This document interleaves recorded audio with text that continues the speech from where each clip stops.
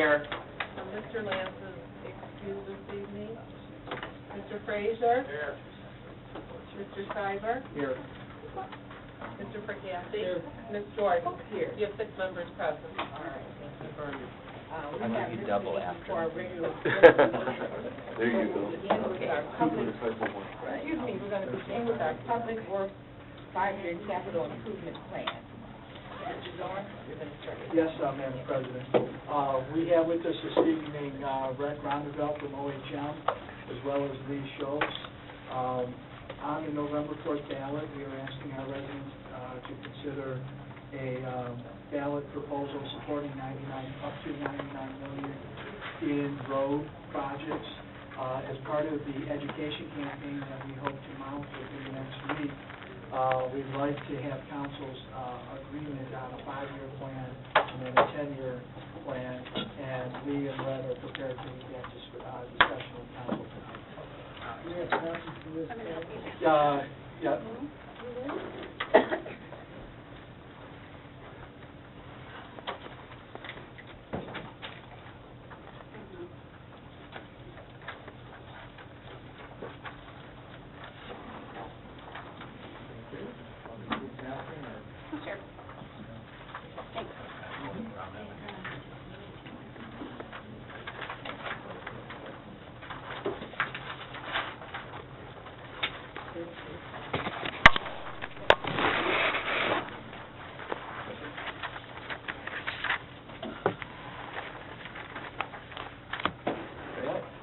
Good evening.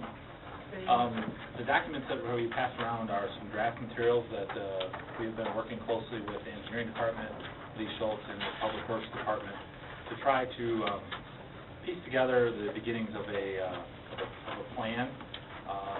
For right now, we've termed it as a 5-year plan. I believe trying to map out anything beyond 5 years for proposed road improvements is a little unrealistic, based on still needing to do future updates to what the conditions are and check in on priorities and cost estimates. But I believe that oh, sure. Better? I don't know. I believe the desire is to try to have some documentation that can get out to the public soon, so that throughout the month here before the November election, the voters are informed as to what the city would propose to do should a road and millage pass. There's 2 documents in front of you, a map, there's a larger version of it up here, and a listing to kind of coincide with the map as the basis for where projects came from. I guess I'll walk through it in pieces. When we met with the city staff, if council recalls, back in really April and May timeframe, we worked with you on some presentations regarding infrastructure and bringing infrastructure issues forward, and part of that was looking at local water main improvements. The water department had recently done an update to the water master plan and looking at what priorities there were at a local subdivision level. And so some cost estimates were done at that time to also look at what the road improvements in some of those same subdivisions would also look like. So you've got areas on the map that are kind of shaded in blue in certain subdivisions throughout the city that have been prioritized really for the last 5 years or so, since the Public Works Department began doing some prioritization of capital improvement needs. These subdivisions continually came to the top for needing underground improvements, and so likely it would make sense to try and target the underground improvements first, and then while you're in there, do whatever road improvements may be necessary. So this does not mean that in all these shaded areas the improvements are a complete reconstruction of the roads. It's whatever the right fix would be necessary for the roads. If council recalls a little bit from the kind of pavement management 101 that we did with council in this term mix of fixes, it would be bringing the right fix to the streets within those areas. So the shaded blue areas are on a local subdivision level with the desire to try and target those improvements with water department improvements. I understand the rate study for water for the water department is also undergoing in process, Fred. So there would still need to be some mirroring of those 2 efforts based upon the necessary water funds. Then we also looked at major roads. So the next category down on this project listing sheet, these are major roads that are federal aid eligible, and in many cases, or I believe in almost all of the cases listed on here, currently have federal funds that the city's applied for and received. So these are planned projects over the next 3 to 5 years, where some of the match would need to come from city funds. And I guess if the millage was not to pass, some of these are likely still to go, but the city will be in a bit different position to try and find the local funding that's necessary. I'm not going to go through each project necessarily independently. We can do that in greater detail if there's a desire. Not every single one of those is funded. I believe some of them are current targets that the city staff knows is a need or a desire or priority, and is in a position of trying to look for different funding opportunities. At least a couple of these are also on county roads that there would need to be some discussion if that is the right priority or not. And then the next category of funds is titled Major Roads, Federal Aid Ineligible or Unobligated.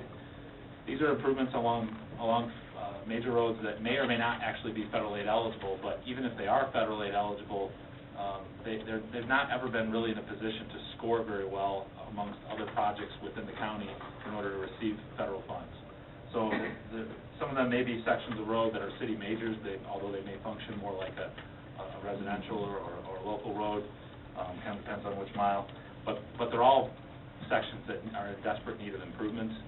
Many of them are half-mile roads like Mount Vernon or Lincoln, but they've never, despite all efforts by staff and consultants that have been helping the city, they've not been able to score them high enough to compete with other projects in the county. Those three categories on the map represent all the segments that are shown in red. So the neighborhoods are highlighted in blue, but then the streets within those neighborhoods are shown in red, and the major roads are also shown in red. You can see the corresponding cost estimates for those segments. These are, conceptual level or planning level cost estimates at this time. Some of them are projects that are underway, and so there may be more detailed cost estimates, but most of them are what I would call planning level estimates. And then the last category is that every street that had a PACER rating of fair, and that's better than poor, so it's still a road that in theory has life left in it. It's worth trying to invest $1 into these stretches of roads to preserve them and not have to reconstruct them. So those have been, for this map, have been highlighted in green, and those roads would all be roads that are candidates for preventative maintenance. Your spot asphalt repair program, your spot concrete repair program, good preventative maintenance to try and buy. I mean, depends on the road. It may be buying another 5 years, another 10 years, or another 15 years out of it. But it's still, they're wise investments to make so that you don't have to wait for those to be reconstructed. There are segments that are still in poor condition and still in need of reconstruction that may be prioritized lower than some of those until you can catch up with some of the preventative maintenance in the out years. So the rest of the roads that didn't fall into one of those two categories I just identified, the reds or the greens, the rest of them we've shown as in an orange color, and those would all be candidates for what we might call the second half of the program, or the years 6 through 10 in the 10-year program. I think the last comment I'd make is that on the spreadsheet, one of the last things to do is to really reconcile this from a cost perspective with what's proposed under the millage and with bond council as far as how the revenues would fall in over the 10 years. And the size of the program or the scale in the first 5 years may need to go up or down a little bit depending on some of that discussion that still has to take place. Maybe with that, One question, this is Sure. Mr. Moss. Yeah, my first year on council, Jim Charette explained to me basically that when we were going through that year's budget, we have two pots for road funding. We have one that goes into the major roads and one that goes into the local neighborhood roads. And what he did is that we would take the oldest neighborhood in Southfield that didn't have their local neighborhood roads done. We would go into that neighborhood, fix the roads completely, and then the next year we would take the next oldest neighborhood that hadn't had its road done, and local roads done, and we would go on and so forth.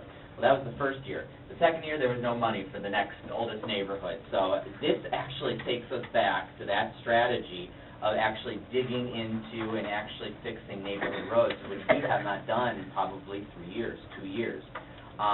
So when you send this map out to every neighbor, every resident of Southfield, they're going to feel an immediate impact on the potholes that they go over every single day.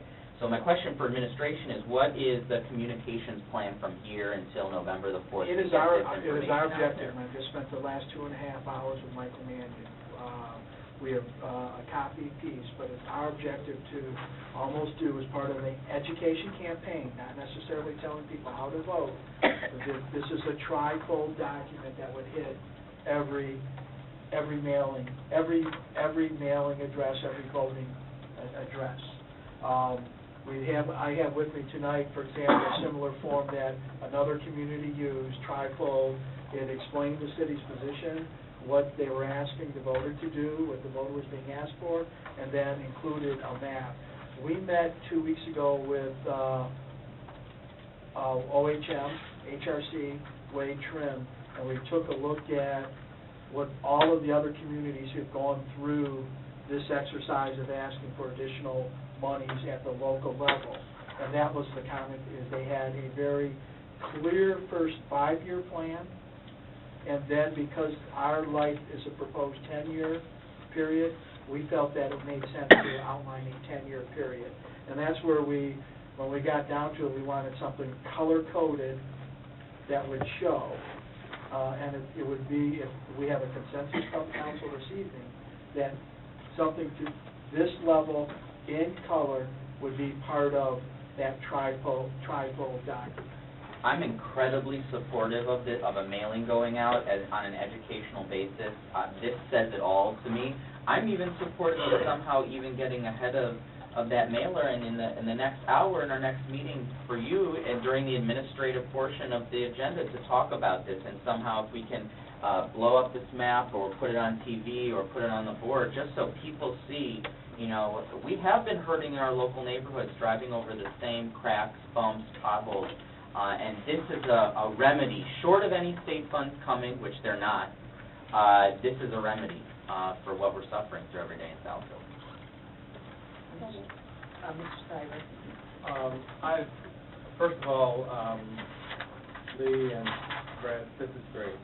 I've been waiting for something like this, and I agree with Jeremy. We really need to do like yesterday, a promotional campaign for this, and I'm glad to hear that a mailer will go to every home. People need to see this, and visually, this encompasses really everybody. I had a couple of questions when I look at the draft here of the financial part of this, the language that we're using is a $99 million loan. Now, I know there's a certain portion of interest that we have to pay on these bonds, but when I see, and water and sewer is separate money, it's not coming from the bond, correct? Yes, that is correct. Right. So, I see 66.8 there. Can you explain that? That's not 99, but I don't know about the interest that we're paying. This list really started as what the consultants and the staff was shooting for a 5-year program, and as we started adding cost estimates to that, we were trying to see how close to a 5-year program we were getting. Now, I don't know that it's been 100% reconciled if we're talking about a $99 million 10-year program, therefore $9.9 million per year. Talking with administration a little bit, there's some flexibility to do the bonding in a front-loaded sense and possibly be a little bit more aggressive in the first years. So we haven't really done a final financial reconciliation, but you're correct. This represents about 2/3 of $100 million that could get shortened up in time frame or be more front-loaded in spending. All right. So what you're telling me is that everything's not on here. Correct. The following years will still be programmed. Okay, good to know. And then just a technical question, Brett, that probably you could answer. About 25 years ago, it was around early 90s, the city did a lot of the blacktop roads. We had very big blacktop rehabilitation programs for the streets that are not concrete. in neighborhoods. And a lot of them just got a cap on top of what's existing. And I noticed that a number of them now, you know, it's been 25 years, we've patched, but that top cap is coming up. So in rehabilitating a blacktop road, would you just be scraping off the cap and putting a new cap on, or I know that's a hard question to answer because roads have individual problems and so on, but in general, is that the approach that you're thinking, or are you totally going down and putting the new gravel down and starting all over? Or?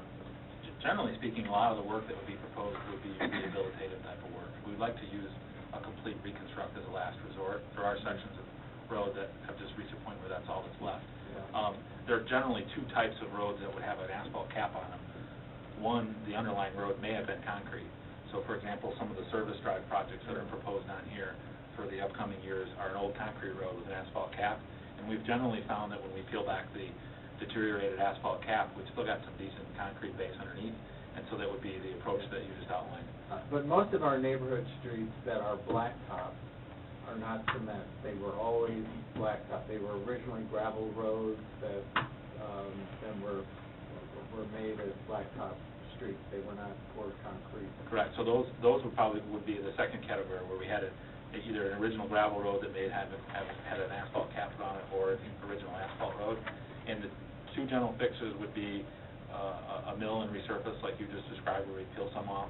The other one, and the fix that's going on down in Section 31 this summer, is where we bring in a pulverizing machine, or it's almost like a large rototiller, and we grind up the complete existing asphalt road, grade it out as a base, and then put a new asphalt cap on top of that.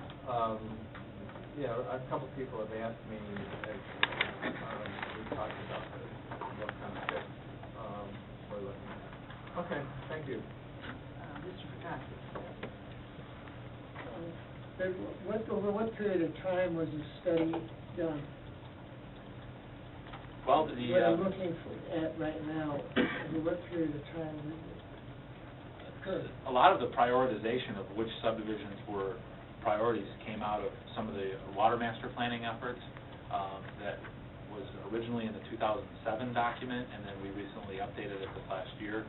And really over the last 3 to 4 months, we've started to add the PACER rating and the road prioritization into that mix a little bit more. So it's been a little bit of a pulling together from various documents.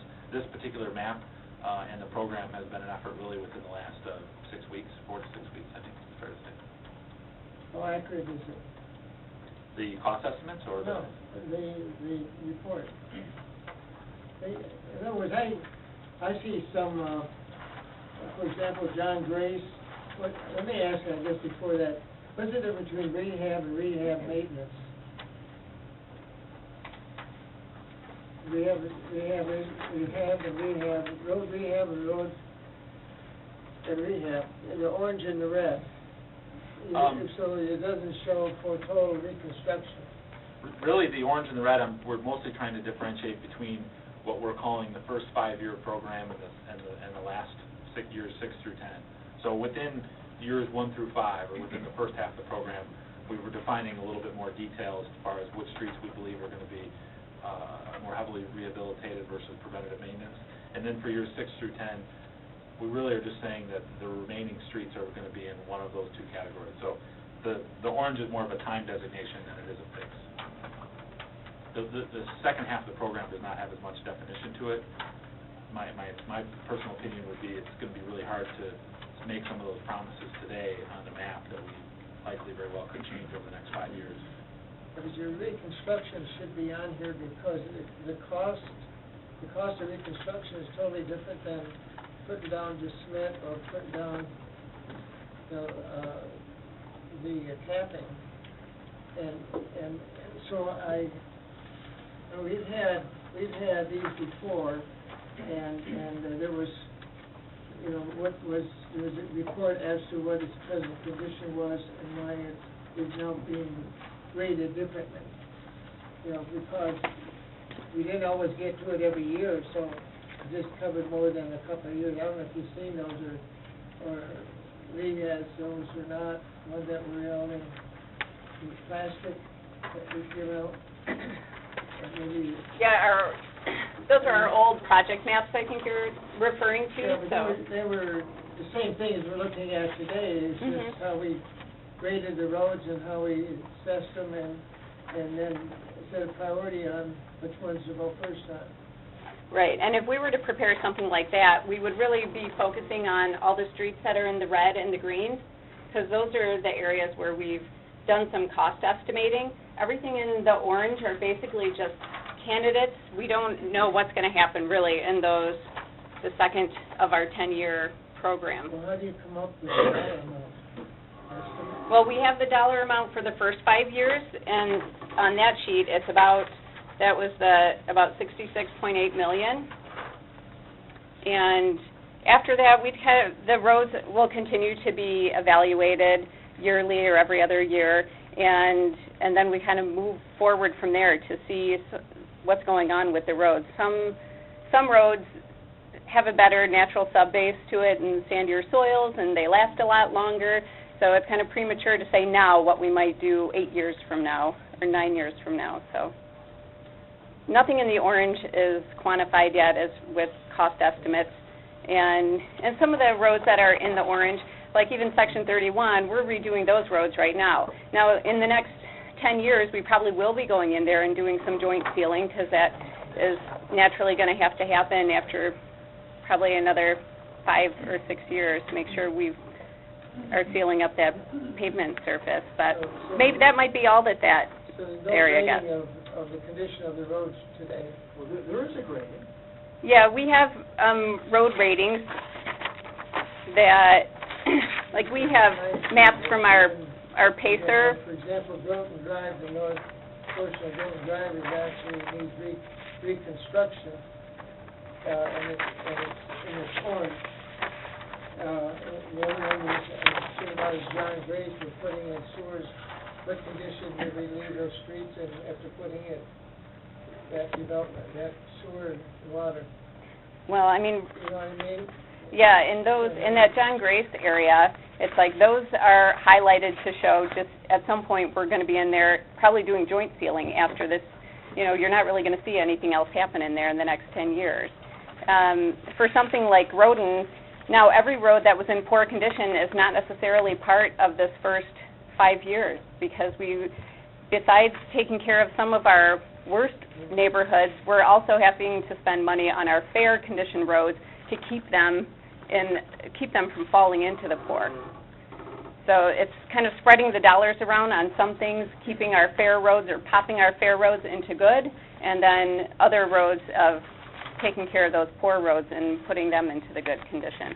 I guess when I see the condition, I drive the city at least once a week, and I see our interior residential roads, especially the asphalt ones, are really in bad condition, falling apart, most of the subdivisions, and they need, I mean, you're not going to wait 5 years for those, or people won't even be able to drive on them. I mean, because we're not even up to date with Copac, and there's still holes in the roads that haven't been Copac'd yet. And Groton, at the north end there, is going to have a total reconstruction, because, I mean, you tear your car apart after they put the Copac down. I mean, it's got to be a high priority piece of at least the first 200-300 feet of. Right, and I know that our Public Works Department is very aware of Groton, and they feel they can address it with some spot concrete repairs. I'm not trying to be critical, but I like to see the conditions that are presently existing, how we're going to take care of the ones that are really tearing up cars today, and whether they're going to be reconstruction, because if it's reconstruction, you're going to have, a total different amount of money, a total, as opposed to just an amending of the road, right, so to speak. Reconstruction is really last resort. So Well, a lot of times on a road like an asphalt road that we're doing some work on, or a concrete road that we're doing spot repairs, if it looks like there's sub-base failure there, and it's just localized, we dig out and we'll undercut just a specific area, and then we can get the pavement, the new pavement structure back on top of that, and, that's part of the mix of fixes, doing what we have to do. It may be more appropriate, too, just to avoid confusion, that for those streets that are labeled in orange, we didn't intend to designate what the fix would be, so by saying rehabilitation / preventative maintenance candidates, there may be sections of those, as Councilman Cassidy's pointing out, that needs to be reconstructed. So maybe it's better that when we do a final version of this map, we just label that as this years 6 through 10 candidate streets. The fix really hasn't been prescribed. It may change in the next 5 years before the program gets to touching some of those streets, and the cost estimates will still need to be redone. So we could do that if that'll help clarify. And my concern is that if a person who's in a neighborhood and their asphalt is falling apart and it can hardly be needs really resurfacing, and they look at this map, they really don't know if it's going to be just patched up or whether or not they're going to come through and fix it so that it's smooth, so to speak. And when you talk about $99 million bond issue, you're going to have some answers to the public, because they're going to say, are you going to do my street? Or when does my street get done? And he's got to have some definite answers, and they always like to say, well, we've had a policy that if it's concrete, it's put back concrete, and if it's asphalt, it's going asphalt. And I think our roads are so bad in some cases that when you go to a 6 or 10 year, you do a temp on them to at least get them where they're smooth, and then come back year 10 or something. That's a 5-year patch, so to speak, and you come back and do it right the next round or so. But give you an example, Red Leaf Lane, in the first, 100, 200 feet, it's completely gone. I think they're going to do it this year. But there's other streets, like Groton, that's just as bad, and you go through the city, you find spots where it's just as bad. Some that we did the entire street, and they did for some reason a patch in concrete that they put into that street. That's all stone now, and the other parts of the street are real good. You know what I mean? It's like they worked on something under the ground, and then they just put a cement patch on it, but the patch, whatever it was, is not holding up like the original street is. Mm-hmm. I guess 11 Mile Inkster, we're just doing that now. That's under the present construction. Right. And and then we had the balance of 11 Mile Road done once before, and yet it still has an orange. And Well, that would be a preventive maintenance. Yeah, but we're doing, I said, that's why I asked what period of time is this done, because it should be that this part is reconstructed, part of it, in front of where Blue Cross Blue Shield was. Yeah, that won't be reconstructed in the next 10 years. We're doing heavy rehabilitation on that right now. Yeah. So the only thing you could expect to happen there, and in some of these streets, on a street-by-street basis, I could talk with the resident, especially the major roads that we've got projects on. The orange, it's not promising that we're going to touch every road in 10 years, and $99 million doesn't take us to have an entire network in good condition. We're trying to get our overall network rating up higher and more into the 6s as opposed to down in the 4s. So even when we have an overall, let's say we're shooting for 6.5 for our overall network condition, there's still going to be some roads that are in poor condition. Because those roads are continuing to deteriorate every year. So, road management is looking at the poor, addressing some of those, looking at the fair, addressing some of those, so that overall we're making the best use of our dollars. we're playing a little catch-up now. I mean, Well, they've... I understand that, I don't want to be, critical of it, I understand that. I'm just saying is, you're presenting somebody with a $99 million bond. And to some people, and a lot of Southfielders, $99 million is unbelievable. They can't even comprehend that amount of money. And so, there's got to be some way in which it can be stated that we have X amount of roads that are in X condition, and it's going to cost X amount of dollars to get those done, and then follow it up with a plan of when the other ones are going to get done, so that they have an idea of, number one, when their streets are going to be done, when the streets out of the mile road are going to be done, and they also know why it costs so much money. Yeah, that's... So, I mean, people got to relate to that. We just throw something at them and you want them to, I mean, everybody is for roads. Everybody's for roads. But nobody can comprehend that for, 1 mile, 1 lane is going to be $1 million. About $1.5 million. Well, In addition- rounding it out, I haven't got the exact numbers, but it's still, I just like to see, where we're headed with this and how much is gonna get done, so we can answer someone when they said, man, I just, my tax dollar just went up, and I'm paying for these roads, but I haven't seen anything, I've been here 5 years, this is a draft, but I'd like to see if you do the real one, the final one, that you put the sections numbers on it. It makes it easier just to take just one piece and look at the, and when you're talking about 10 years, are we doing a projected cost, inflationary cost, or how are you arriving at cost of a, 6 or 10 years away? For right now, to get the discussion started, we did our best guess of today's costs. As this, particularly if the millage passes, there'll start to be more and more definition and inflationary costs built in. But for right now, we're using fairly conservative planning numbers, and I think it'll be a little hard to predict some of those things in the years 6 through 10, which is why I'm a little reluctant to put a lot of definition to what goes on past that time period, other than telling people that these would all be candidates. When you do an asphalt road, are you including expanding the width so that the cars don't run over the edge and deteriorate the lanes like they did on 9 Mile Road? I know I had a big argument with Buchnitz back then, and I said, I don't know why you didn't do another foot, and he said, well, it costs too much money. But it doesn't matter, if you do it right the first time, you gotta come back and fix it the second time.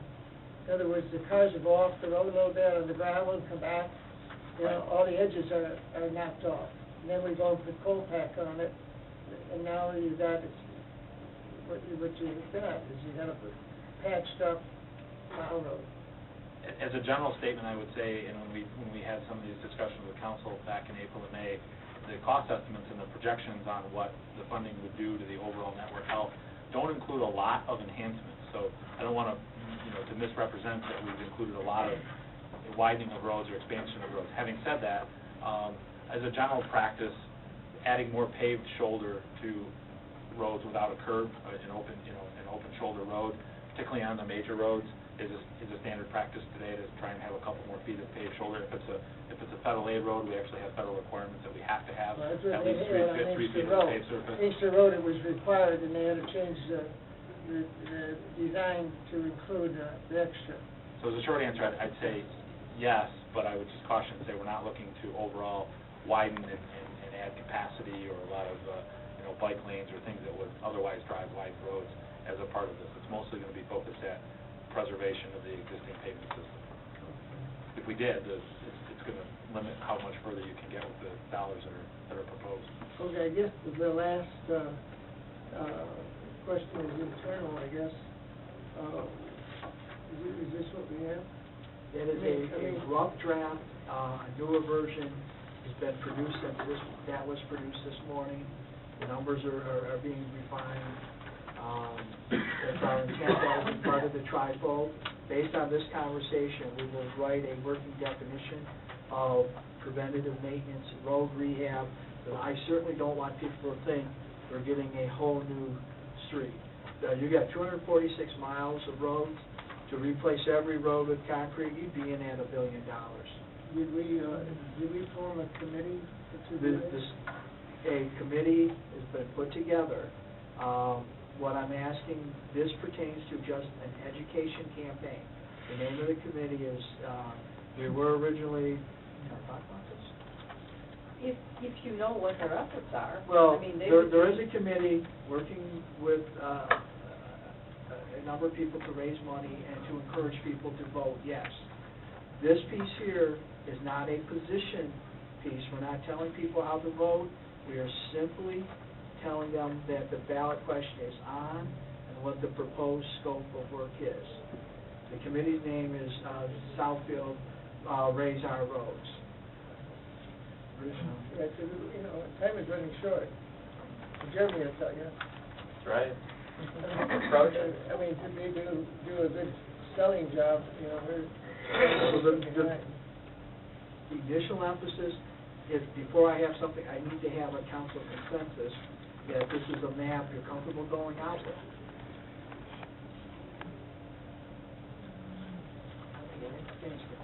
Go ahead. Are you done, Ms. Yes, that's it. Ms. Emo? Thank you. Basically, I have two questions. I have a lot of questions that someone has to address. Under the major roads, federal aid, ineligible and unobligated.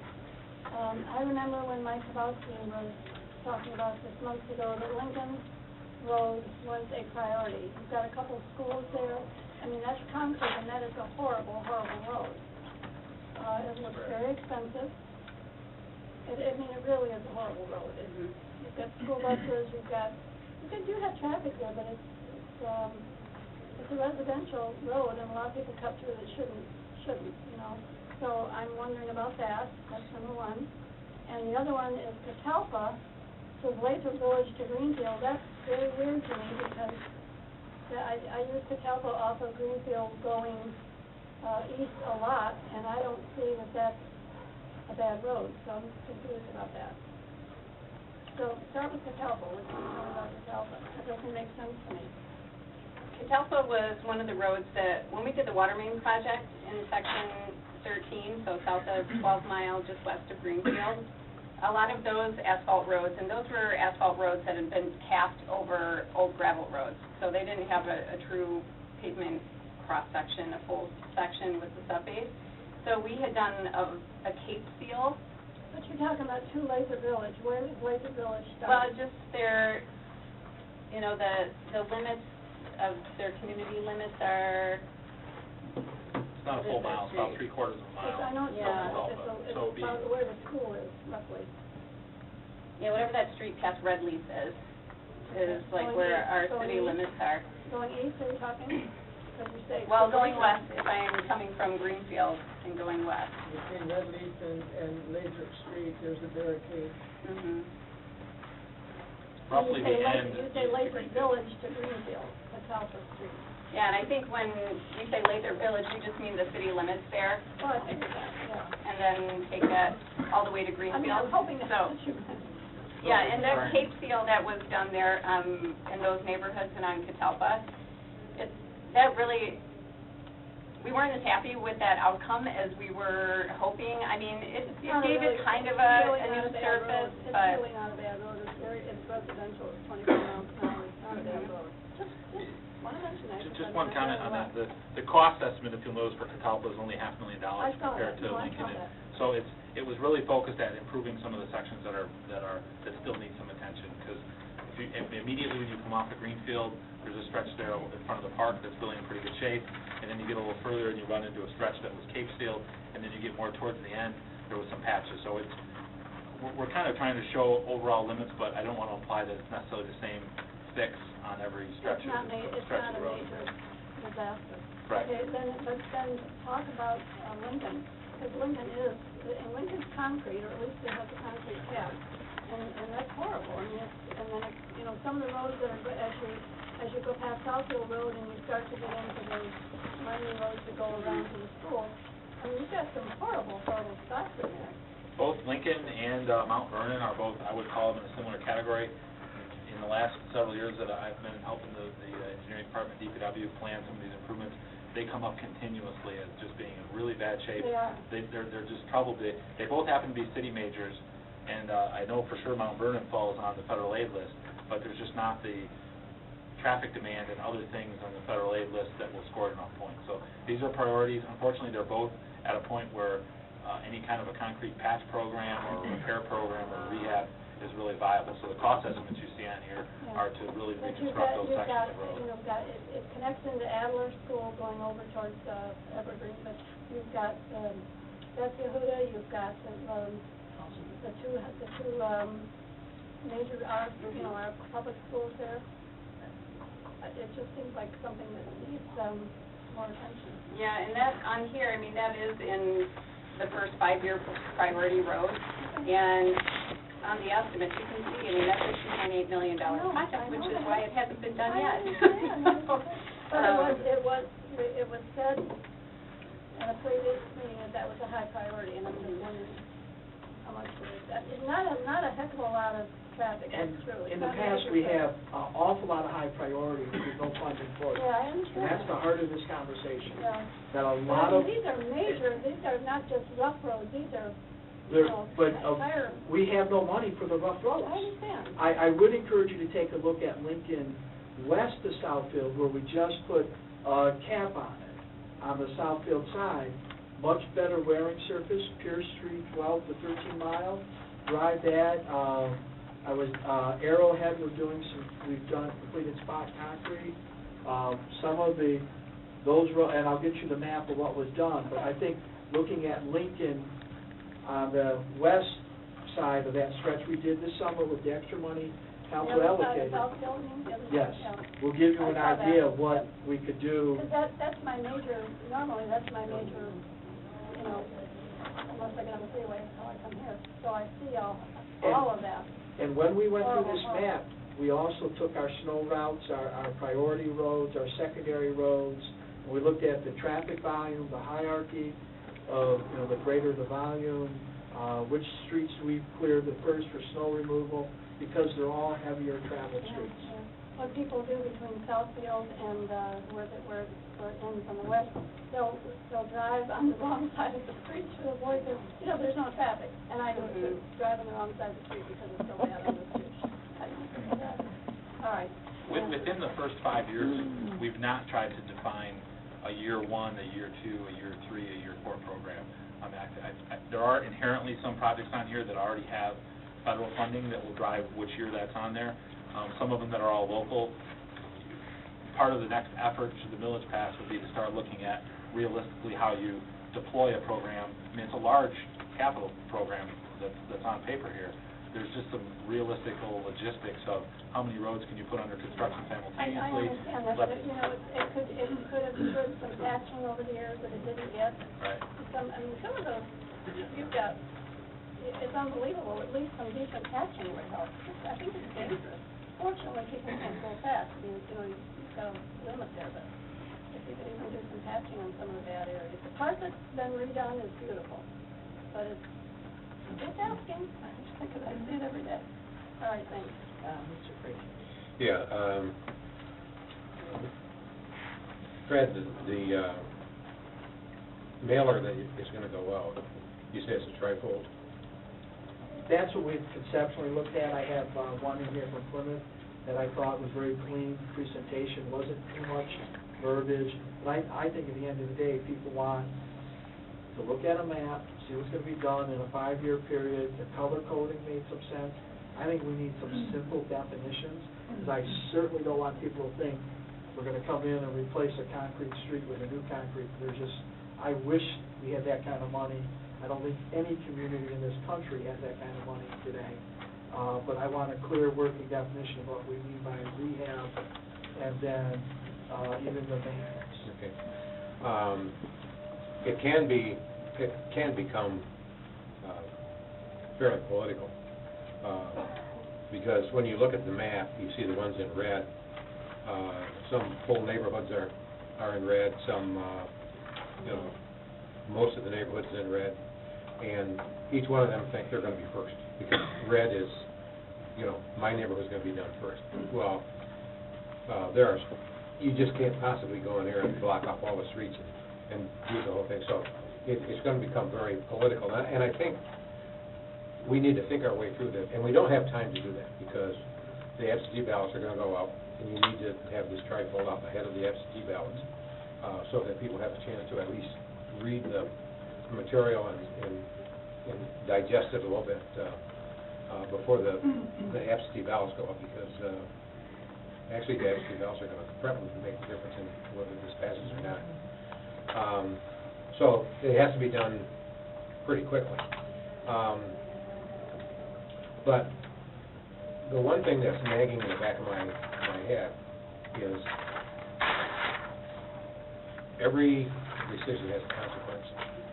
And we may be doing this, spending our own residents' money, fixing the roads, that's going to be detrimental down the road if the state ever becomes financially able to support the road reports, or road fixing. And they send a note out to the cities, tell me what the conditions of your roads are, so we can help subsidize or look at Southfield and say, well, your roads aren't that bad, therefore you don't get any money, we're going to give it to the people that have really bad roads. So we ought to put some kind of and poison pill is the wrong word, but we ought to put some kind of a statement in there that the state knows that we're assessing, we're doing it ourselves, because the relief is not coming, so we're doing it ourselves, but don't penalize us down the road because we did what we had to do. And the other thing is, Mr. Picassi asked a question, and it was a good question, to have the sections put on here so that when somebody takes a look at it, they can match, if this is going to be part of the travel, they can match this with that. I think we need to explain to the people what we're going to do without giving them over-promises that you're going to be first just because your roads are red. That plan to follow or something, you know. So, that's it. Mr. Sykes. Very quickly, I don't want to second guess you, but in Cranbrook, which is all red, there's been a tremendous amount of spot repair done there. And those roads are, with the spot repair, those roads are pretty good. And I just noticed that Philip and Lee Baker are awful, and they're an art. So, you know this better than I do. I'm just pointing that out to you. I agree with you on that, actually.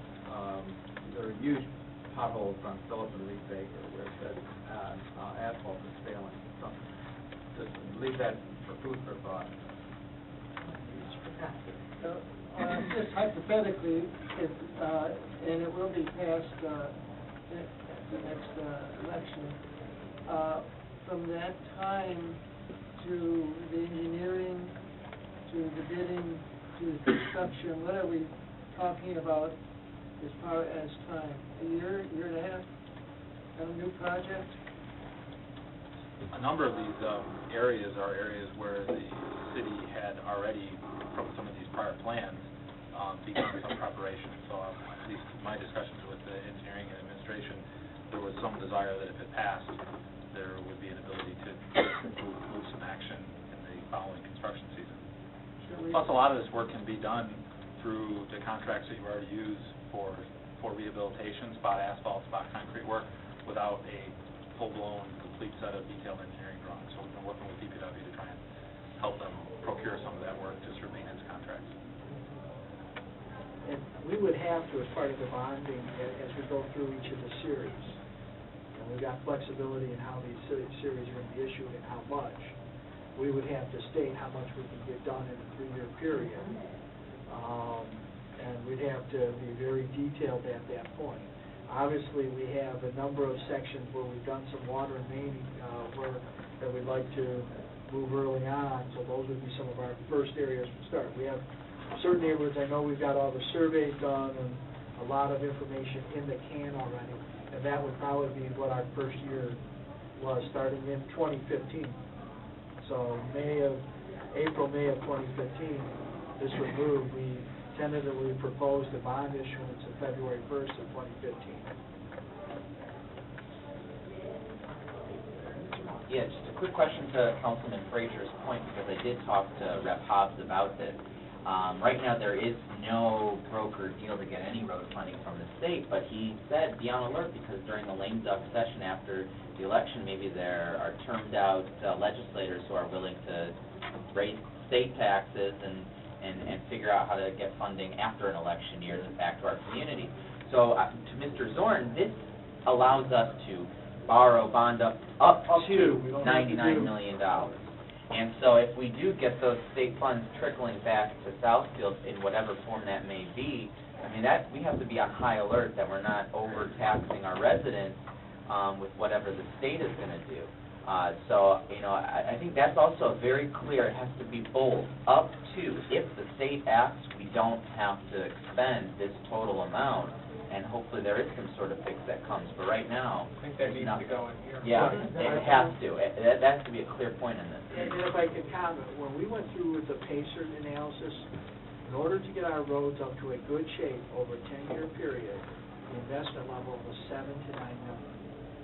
So this puts us in at 10. If the governor got the full $1.5 billion, and Act 51 formulas were to remain constant, Southfield would get an extra $4.5 million. And I think that's part of Councilman Moss's. We would then be able to use that to cover part of our debt service on this. And Rep. Hobbs said that's a possibility in December, what he's like, this whole thing could be moved. But I mean, when you put together communication, it's very clear. If the residents want to pay for it, it will go to roads. There's a clear, what a yes vote means this, and a no vote means more of the same. And I don't think that our residents are going to sit with more of the same. But we shouldn't be penalized out. Agreed. Years. Agreed. Agreed. I just got one question. Ken, there, I know we're talking about possibly getting some state funds if that happens, but is there any way that we could save a portion of these funds for the state roads, or, you know, when you look at 10 miles between everything and Southfield, it's a county road, what can we do to... There will be a number of very interesting, we've not been in a position to, for example, the state money comes in. Right now, Oakland County gets $17 million annually for roads for the entire county. They typically do 1 4-hour job, and the rest are 3-hour jobs. We may be in a position with money like this to say, and there'll be, I'm sure, a lot of conversation about this.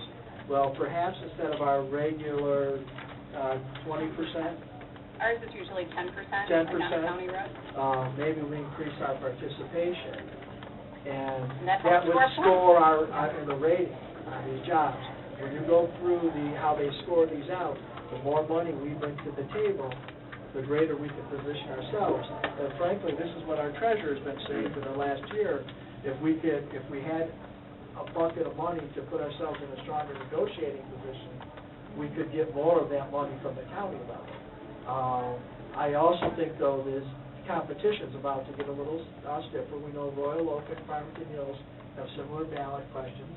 Their polling information is real similar. Their data is similar to ours. So we could see that becoming a standard mode of operation.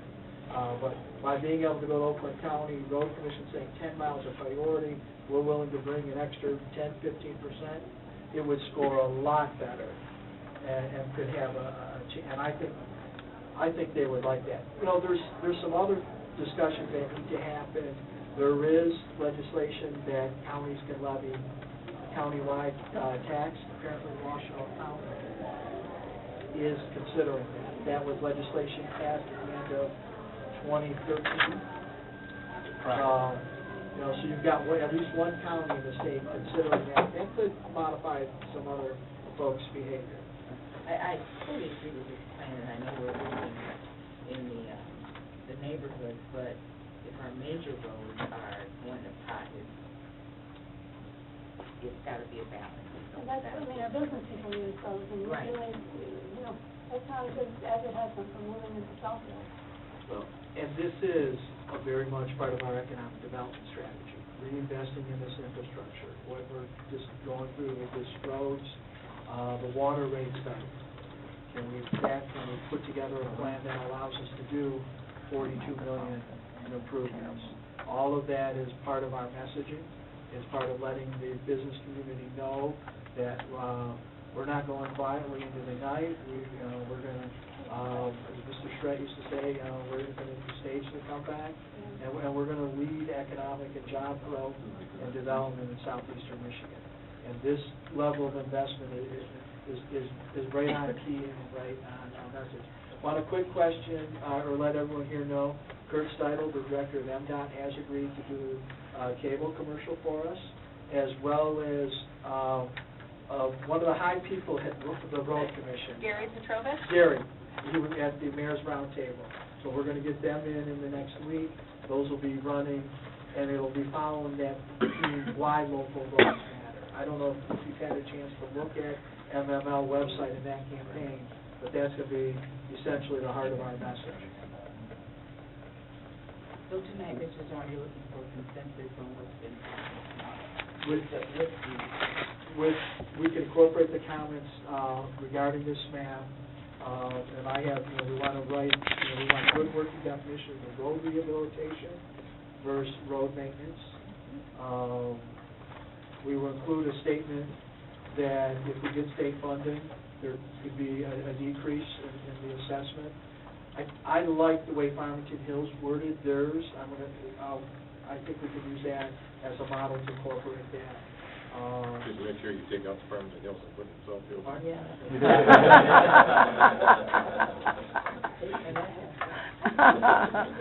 Oh. Yeah, on page 2 of this, go to the paragraph says, why are so many roads in need of repair? To go to the last, by the middle, over the last 7 years, the total taxable value of all properties in the city has declined nearly 40%. Do we need more explanation then? Do we want to what? Over the last 7 years, the total taxable value of all properties in the city has declined nearly 40%. That's huge. And tax revenues have decreased as well. Why is it declining? Is that just the economy in general? To the Great Recession. I know. But And again, part of this, keep the message simple, quiet, not too many words. I don't want this. I want an engaged. Can we just say due to the general Yep. economy? General economy. Okay. That's enough of an explanation. Some people will say why. We were beneficiaries of that economy too. And usually I'm Mr. Verbose. This needs to be very Tight. It needs to be tight. That's true. But that's This is one other thing I would quick suggest. Where the last, I have further questions above that, the last sentence. A lot of people understand the word furlough. People are given furloughs, unpaid days. Perhaps you could work that in there. all right. Instead of unpaid days, it sounds like, oh, they got more vacation, and it's really furlough. And again, less is more, whatever you can pull out from here and condense it more. All right, let's get a quick consensus. Mr. Thompson, Mr. Warren. Yes. Raise your hand. Yes, but something needs to be said also at our next televised Right. meeting. Sure. I do have one comment I gotta make. Do you really wanna have people call the engineering department? Is that gonna be? I can do engineering, community relations, and I know engineering is. Engineering. Yeah, but I mean, are we gonna have a deluge of, you guys think about that? There's voicemail. That should be up for discussion, I think. Certainly, it depends what people are calling about. And if they go to community relations first and they have specific questions about road and road rehabilitation, Michael will just send them to me. If they have questions more on the financial parts of it, maybe that's more suited in community relations. We'll just put your personal cell phone number right on. I mean, the website is, I good. Mhm. The phone And number. I may actually buy one of the services of our consulting engineers to answer that, because I think one of the things is people are going to want timely, quick, and leave, in meetings all day, out on site. And I know you spent a couple hours out in the field today. We may come back with kind of a dedicated service line where people can, when these questions about rehabbing the road come up, well, what does that mean? can be better. Because I can just see a lot of people are gonna wanna call, and then see the backlog, and then we're gonna look bad. Everybody's gonna look bad. Okay, let's go to the next item on the agenda, that's the approval for the communication cable use, ascertainment study. Madam President, Joanne, Joanne Burrow, from cable, Comments down here, yes. is prepared to address this item. And Sue Board, I'm sure will have some comments as well. Good evening, Council. I am Joanne Gurley from the Cable Department. On behalf of the Cable Department tonight, we'd like to ask for approval for CDBG Communications to provide the Cable Department with a needs assessment study, also called a needs ascertainment study. We came before this honorable body back in January of this year, asking to solicit bids. We were given that approval. So we've had two companies submit bids, and so now we've narrowed it down to one company, CDG. So tonight, we're asking that this company can go ahead and begin the process. Their bid came in at $77,761. The process takes about 4 to 5 months to complete. They pretty much survey the community to find out what they would like as far as cable-related needs are concerned, and then they project into the future as to what type of services this community will need as a result of having Comcast in this community. All right, Council, any questions? Mr. Moss? No particular questions. I'm in favor of this. As a little bit of an aside, there's a lot that is going down in cable in terms of a rebranding, in terms of expansion and moving forward. And I was wondering if we could have a future COW meeting, just a discussion of what's going on in cable as an item on a future COW agenda. Because we talked about that. Council President and I had that conference last Thursday as well. Okay, Mr. Fraser. If I may, is there any concern about what's happening with Comcast cable as well? They're going through. Well, they're going through an actual acquisition. They're gonna divest themselves of pretty much all cable subscribers in Michigan. And there'll be a new company that's being formed kind of in conjunction with Comcast and Charter. And so that will be coming at some point. They have submitted their request to assign the franchise to this new company. We're right in the process right now of due diligence, looking at all the information, the financial transactions, so that we can come to council with a recommendation on that. So perhaps at that COW we discuss that. And that Sure. would be an update of the acquisition of equipment made last November, December, where we're at with regarding the installation, then other cable 15 management Absolutely. issues I think that'd be that good. we would touch on the Comcast. Mr. Fraser. Yeah. What'll happen if they go out and do the survey of the community and come back and say that their results of their survey would show that we ought to throw Comcast out the window and have some other provider, AT&T or somebody else? Well, we do currently have AT&T, but what this company will get is, a lot of empirical data. So whatever that cable company is that provides the service here, we would be able to tell them what the community asked for. So, for instance, they could ask for another satellite center where they could pay the bills. Clearly, HD, high definition, is an issue. They could say, we want an HD channel for our FedEx studio. They could also ask for public access. So there are a variety of things that they could ask for, and so that's why we need to do the study so that we can figure that out and then present that to whomever we're negotiating with. So what you're saying is they're only trying to find out how to improve Comcast, not how to provide cable television for the best cable television service for the city of Southfield. It's both of those issues. So they're going to project short term, which would be like the first 5 years. What do you need in this community within 5 years? And then what do you need in this community through the longevity longevity of franchise agreement, which could either be 10 or 15 years, whatever that end result is that we negotiate. Okay, and then they come back, let's park the new provider.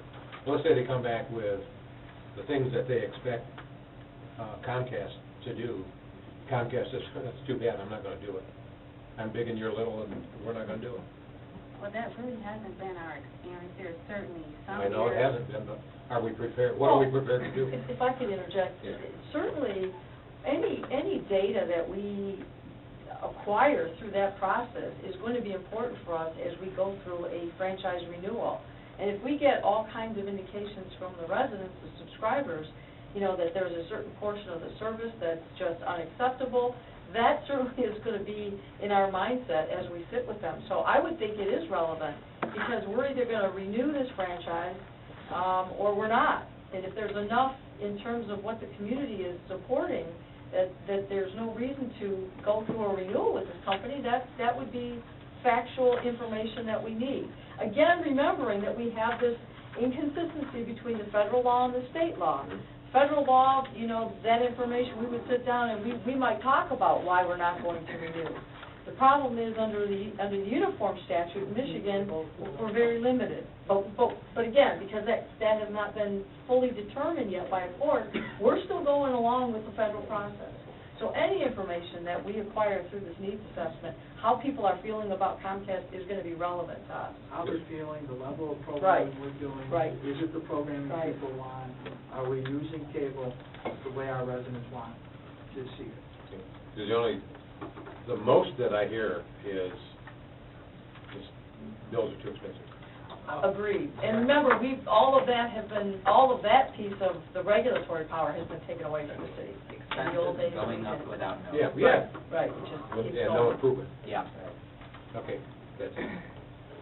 I just want to, I firmly believe that there will be an evolution within our cable group, and part of it is we move to the mobile app.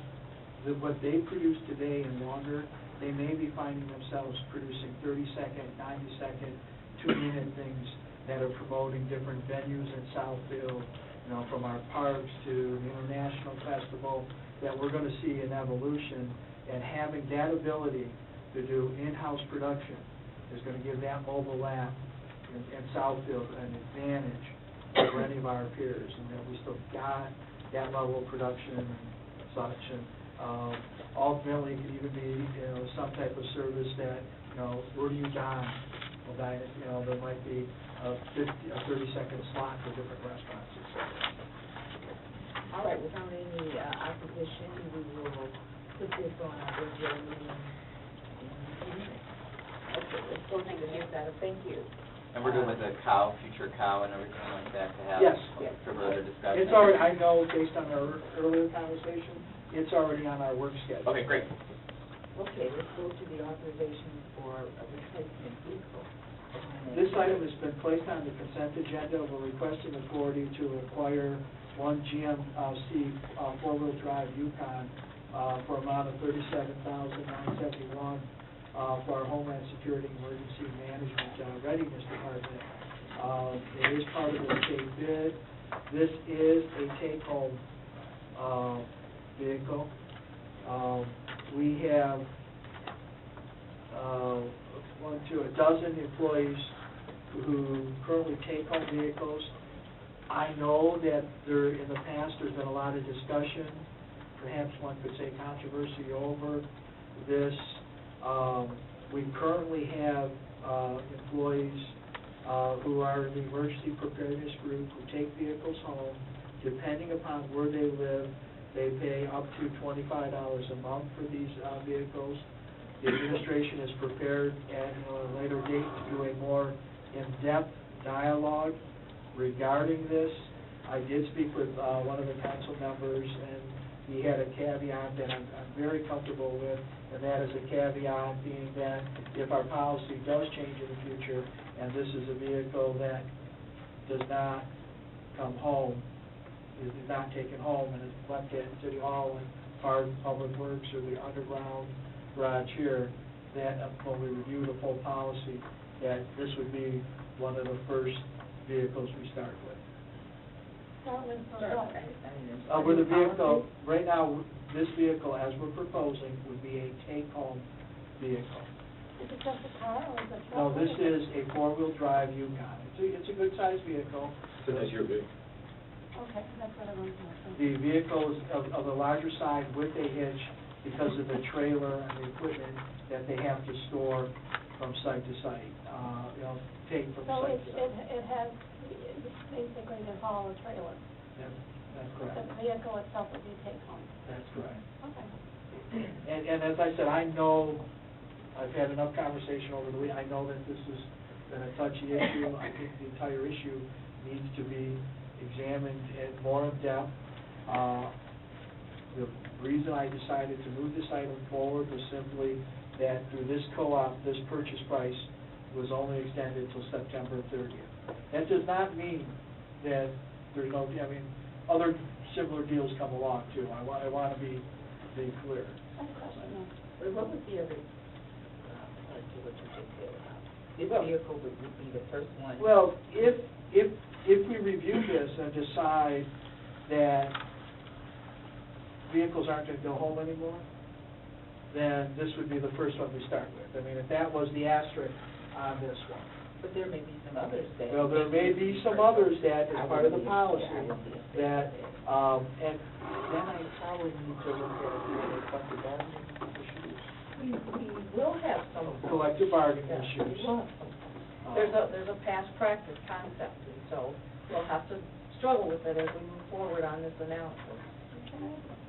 Sure, I think there are cases when people who should be able to take cars home, because otherwise if they have to come in, something happens and they have to come into City Hall to get a car to go out and to deal with the situation.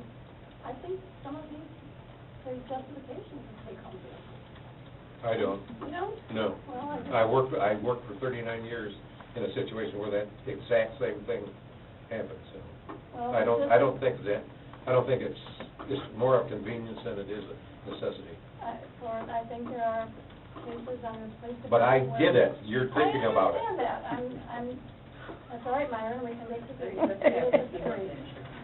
Yeah, no, I think there are cases where we need to do it, and I think it should be studied, but I definitely think there are cases where you need to do it.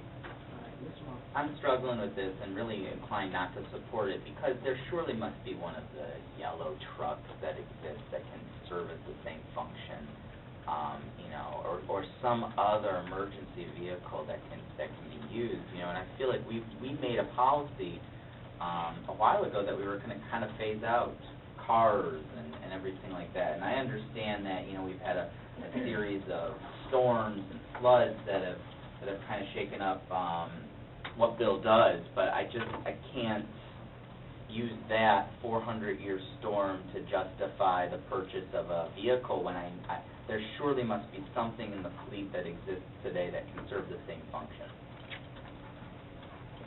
Anyone else? Mr. Steiner?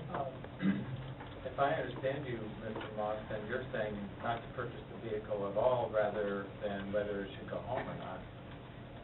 That's I just want clarification. that's pretty fair assessment, yeah. Yeah. I would agree with Mr. Frazier. I've been opposed to take-home vehicles, and I think $25 a month is laughable. Exactly, it's laughable considering wear and tear on the car. Some people live quite a distance away, and we're providing the gas.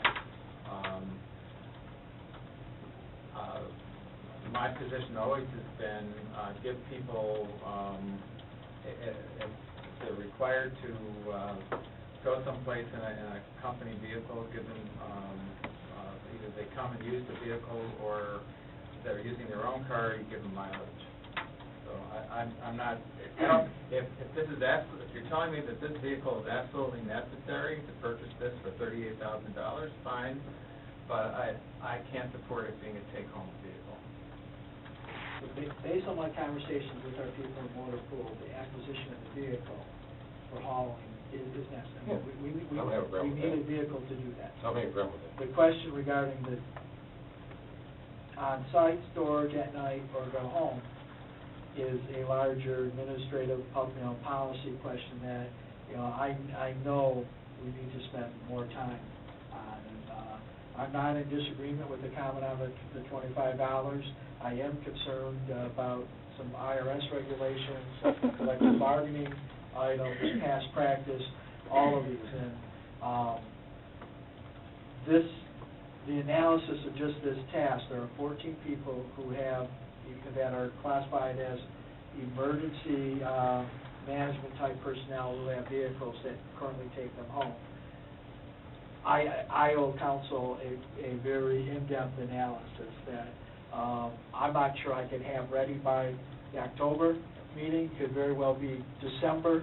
The city clerk, I understand, has a file on every one of these, and there's a story behind every one of them.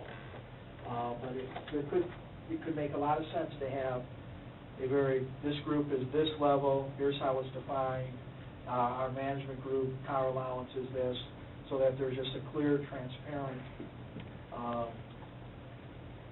presentation in public policy. And our emergency manager is here, council, would like any questions. Let's go through the council questions in One other. Mr. Frazier. Yeah, I don't have any problem buying this, because I'm gonna assume, and that's a dangerous word to use, that every vehicle that we have is needed. And if this is a needed replacement, then I think we ought to purchase it. My concern is whether it's take-home or not. I don't have any problem purchasing. And the disagreement I have with Ms. Seymour is, if this is outfitted with a trailer hitch so that you have the trailer, then unless he tows the trailer around every place he goes, if it's an emergency, he's come and get the trailer anyhow. So why not leave the truck and the trailer where it's supposed to be, and go do the emergency? Current vehicle's a 2003 Chevy. 2003 Impala. 175. 70,000 miles on it. Yeah. And it's kind of recent. I don't have any problem with that. And I'm willing to say, leave it a take-home while the study's being done, and then when the study is over, let the chips fall where they may. Yeah, I just want to comment, it has to be justified. I'm not just saying take it home, but it has to be a good, valid reason to do that. Mr. Sykes. I take exception to the past practice thing. Yeah. If you, we'd never get anything done.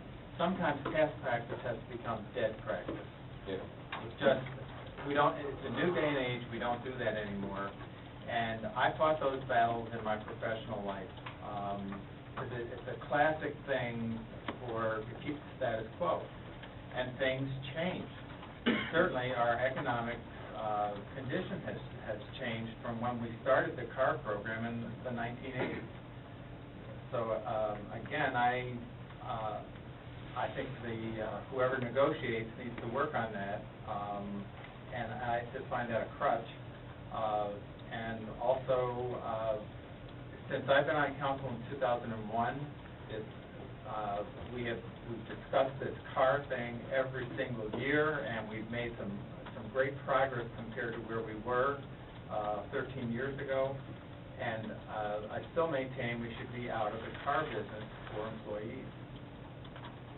Okay, let's do this. Why don't we take a couple of consensus? First of all, let's take consensus on purchasing the vehicle for Homeland Security. We'll start with Mr. Moss. No.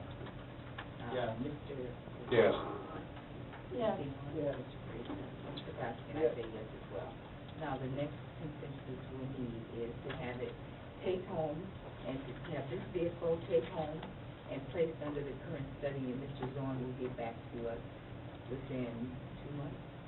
By the end of the year. End of the year. Or no take home at all. So the first vote is take home, with this vehicle being placed under study at the end of the year, Mr. Zorn getting back with us, or not take home at all. Let's start with you, Mr. No take home. No take home. No take home. No take home. Take home and study. Take home and study. Mr. Frazier. Take home and study. And I say take home and study as I understand that he has, the representative says that he pulls a trailer with it, is that correct? The trailer doesn't leave. The trailer doesn't leave, the trailer is stored. The trailer is a free trailer that I acquired from Oakland County Homeland Security. It is stored here in City Hall, but it is some other emergency supplies that I need to haul, and I do have to respond back to them for emergency. All right, next item. Madam Chair, I just want to say, forgive me if this is missaid, but when we take individual assignments and we make a decision on individual versus looking at the entire policy, because there are a number of other people who take vehicles home in the city. And so it just should be a comprehensive study, not just one. We already talked about that. That's where we're going. Let's go to the Providence Hospital, City Council joint meeting, we think that two hosted. Yes, council, we've been trying to schedule a meeting, a joint meeting with Providence Hospital, and they have recommended some January dates. I'd like to try and secure the dates before they appear either on their calendar or your calendar. So, for you is our January calendar. It outlines the committee of the whole meeting, regular meeting, when City Hall is closed, and the 4 dates that they are available to meet with council. If none of these 4 dates work, then we can go back to the table and see if something else will work. 21st. I say the 21st as well, Mr. Pataki, Mr. Frazier. Oh. Okay, let's go for the 21st. Okay, thank you. We have communication portions, first person is Darrell.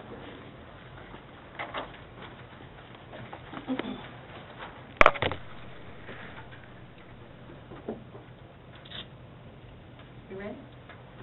P.O. Box 155, Southfield, Michigan, 40337-0155. I am concerned about some information that I found out in reference to this hostile takeover of Southfield's building department by Wage Trim.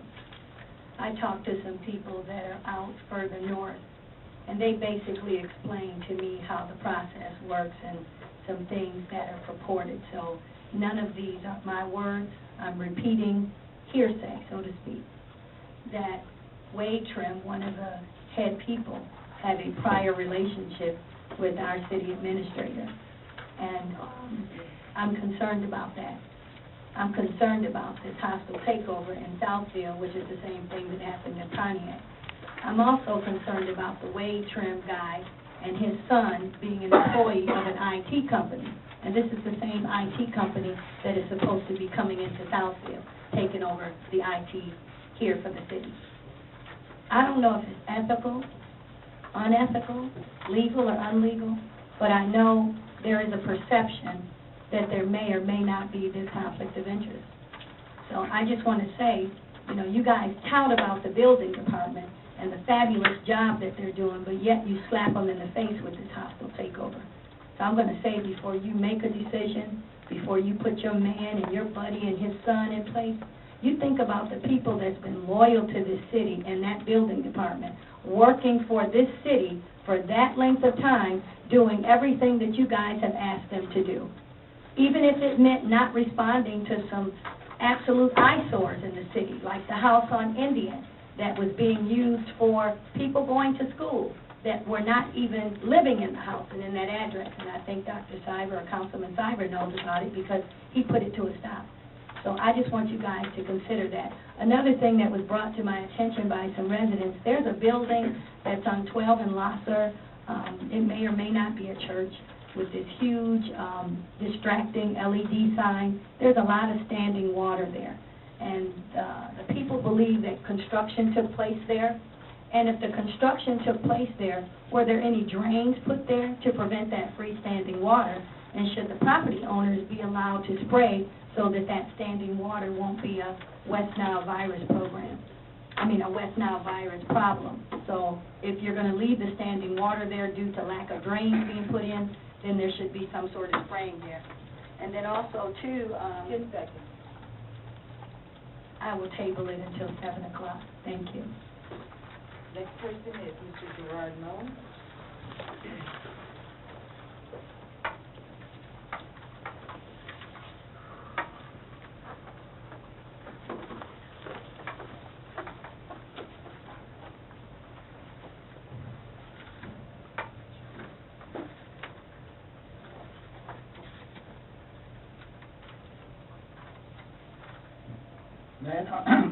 Madam President, my name is Gerard Mullen. My address is Post Office Box 155, Southfield, Michigan, 48037. I would like to thank this council for putting item 11 on the agenda of the last council meeting. What is item 11? It is, and I quote, discussion of an amendment of council's rules of procedure, unquote. Or to be more precise, the Pamela Gerald Amendment. For many, many years, for nearly 30 years now, Ms. Gerald has been a thorn in council's side because she speaks with power. Today, this council now believes that it has finally discovered the magic bullet to suppress Ms. Gerald's free speech, in spite of the Open Meetings Act, PA 267. This council's master plan, that is, scheme on how to maneuver around PA 267 and suppress Ms. Gerald's free speech, is to create a modern-day poll tax. In other words, single Ms. Gerald out from the crowd, isolate her by constructing a tailor-made hurdle for her and her alone to jump over, making it more and more difficult for her, Ms. Gerald, to speak at these meetings. How is council going to craft this tortured, gerrymandered amendment? Well, it turns out that Ms. Gerald and Ms. Gerald alone, historically, is the only person on this planet who signs up year after year in January to speak at all the council meetings throughout the entire year. Council's game plan to shackle Ms. Gerald is to prevent her from signing up more than 30 days prior to any meeting. This will make life more and more difficult for Ms. Gerald and Ms. Gerald alone. The only person that will be impacted by this amendment is Ms. Gerald, the Pamela Gerald Amendment. Members of this council have gone way out of their way just to suppress one individual's right to speak at these meetings. The key word here is one with a name attached to it. 10 seconds left. Pamela Gerald. To mix a metaphor, I believe you folks are skating on legal quicksand. Thank you, Madam President. Thank you. Ms. Jordan? I'm wondering if we could do this two ways at our next meeting. We talked in our study session 2 weeks ago about doing a brief presentation, visual presentation on approaching the baseline. And I'm wondering if we could move that under presentations last. It's just a few PowerPoint slides. It's also to let the public know, give them an update visually. Or we can pull it from the consent agenda, whatever you prefer. I say have it pulled from the consent agenda. Okay. Who'll be making that? Mr. Crowe and myself. I have an item here, I have one as well. and with all due respect to our mayor, with all these appointments, a mayor will be a congresswoman, and there will be a new mayor. And the mayor who's coming aboard, whoever it is, has the right to put a team together that would satisfy his beliefs and what his wants. Or her. What? Oh, yeah, I mean, his right there.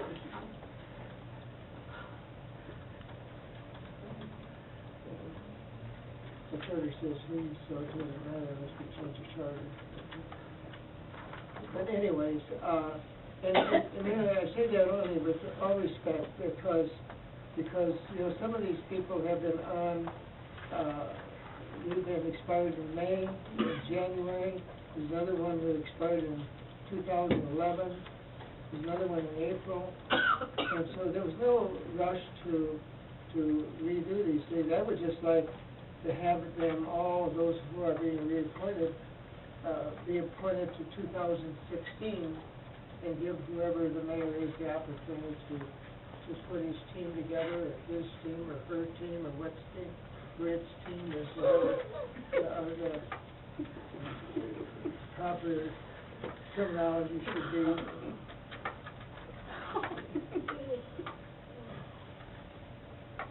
Mayor, are you interested in pulling one individual? Absolutely not. I'm still under, I am still the mayor of the city. I'm still performing the duties of any other elected officials. We have a number of people who have went for other jobs. They serve until that term is over. Until I'm sworn in as a congressperson, I am still the mayor. These are appointments that are needed, and I stand firm with fulfilling my role under oath to appoint these people. All right, the other item I have an item as well. well, the other item I want to talk about is, we talked about the road that we're going to go after the millage, and we'll have you, Mr. Zone, make that presentation under the administrative position, so we won't have a lot of time. Under administration. Right, do it under administration.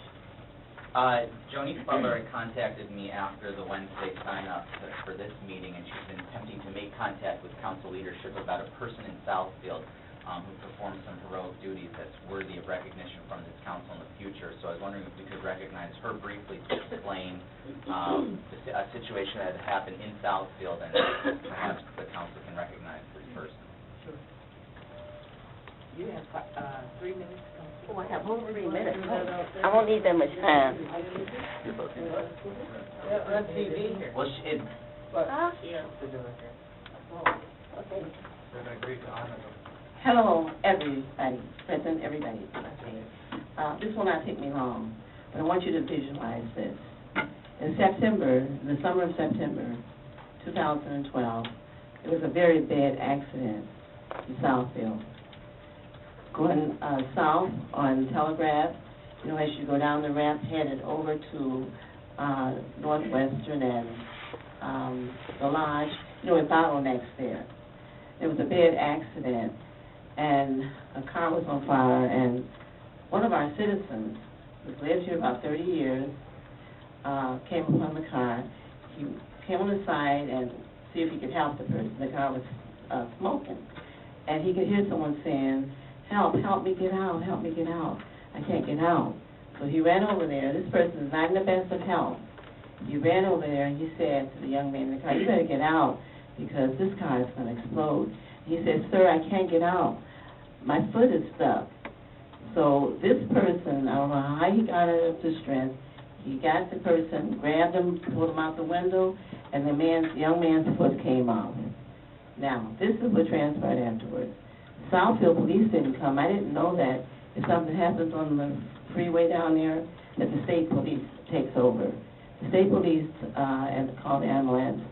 The Southfield ambulance or emergency, they did come, and they took the young man to Beaumont Hospital. And the citizen continued to visit this young man. He was really despondent. He continued to visit him and see how he was doing until the young man was no longer there. Now, the moment I heard about this, I wrote a letter to the city council telling them what had happened and saying that I thought something should be done for this recognition, because you get recognition for getting little cats out the trees and whatever. So this was very important, right? Right. So I didn't receive anything. So in 2013, I wrote another letter and sent it to that P.O. box. And I did not receive a response, so I said, okay, they must have taken care of this, because this is really serious. So the person said, did they ever call you and give you an award or anything? So he never heard a word. So then I contacted several city council people who shall remain nameless at this table. And I called them at home as well as sent them an email. Everybody knows I don't do a lot of typing. I do a lot of talking, yes, but not a lot of typing. But I sat down and I typed the email, gave the whole story and everything. And I was talking to the gentleman the other day. And guess what? You guys still hadn't gotten in touch with him. So I know this is more important than getting a dog or a cat out the tree or whatever, right? This guy lost his foot, and this man could have lost his life because he's a senior citizen, and he's not in the best of health. Okay, so what I'm saying is, I would really feel good, and I know that you guys would feel good too, if you guys do the right thing and give this guy a recognition, and do it when it's on television so other people can see it, and he would never approach you, so I'll approach you for him. And that is all I have to say, and thanks for giving me this time. It's good to see everybody, and I was in the hospital the day of the election, so that's why I didn't see you guys. But of course, my candidates won, hey, hey, hey. Got a new congressional rep, Madam President, got a new state, what can I say, I'm dead. 10 seconds gone. Okay, I'm through. Thank you very much. I just want to know, how did you mail it? I've never seen it. I got an email, the P.O. Box Mount. Yeah, you got my email, didn't you? And you got it, Sylvia. You didn't get no email. Well, I have a copy of it. You want to see it? Recently? Yeah. I mean, 2 years ago you said it happened. No, I sent it 2002, 2013, then 2014, I really got on I it. didn't get anything in that email either. Okay, so let's do this, without any objection, let's give it to the fire chief and we'll make some. All right, do something about They it. will be recognized. Absolutely. Okay, I'm no longer sad, I feel better now. Okay. Thank you. All right, we will call this meeting adjourned and meet.